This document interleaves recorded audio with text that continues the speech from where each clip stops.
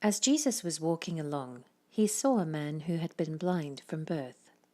"Rabbi," his disciples asked him, "why was this man born blind? Was it because of his own sins or his parents' sins?" "It was not because of his sins or his parents' sins," Jesus answered.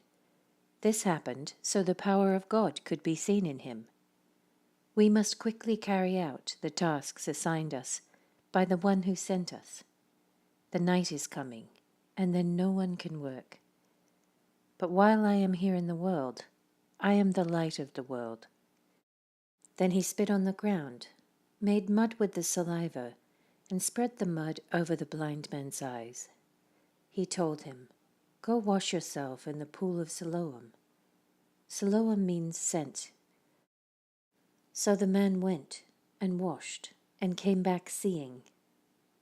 His neighbors and others who knew him as a blind beggar asked each other, "Isn't this the man who used to sit and beg?" Some said he was, others said, "No, he just looks like him." But the beggar kept saying, "Yes, I am the same one." They asked, "Who healed you? What happened?"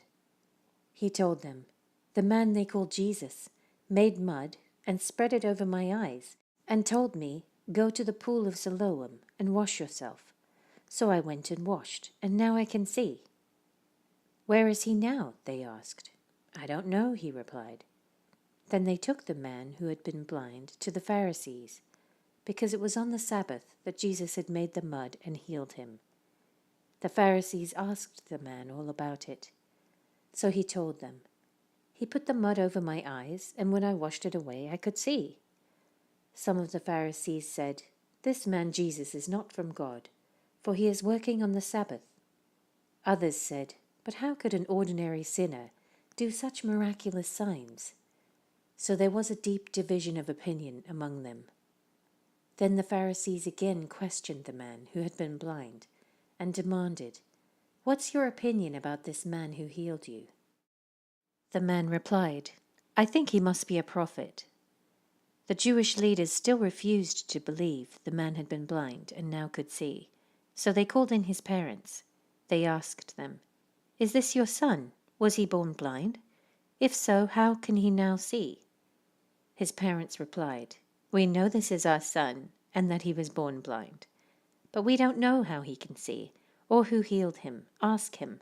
He is old enough to speak for himself."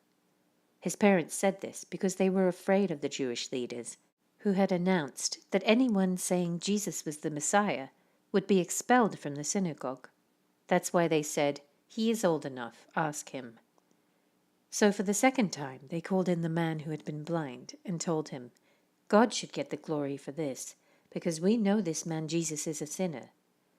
"I don't know whether he is a sinner," the man replied, "but I know this, I was blind and now I can see."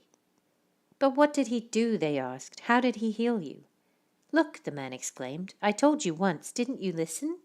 Why do you want to hear it again? Do you want to become his disciples too?" Then they cursed him and said, "You are his disciple, but we are disciples of Moses. We know God spoke to Moses, but we don't even know where this man comes from." "Why, that's very strange," the man replied. "He healed my eyes, and yet you don't know where he comes from? We know that God doesn't listen to sinners, but he is ready to hear those who worship him and do his will. Ever since the world began, no one has been able to open the eyes of someone born blind. If this man were not from God, he couldn't have done it."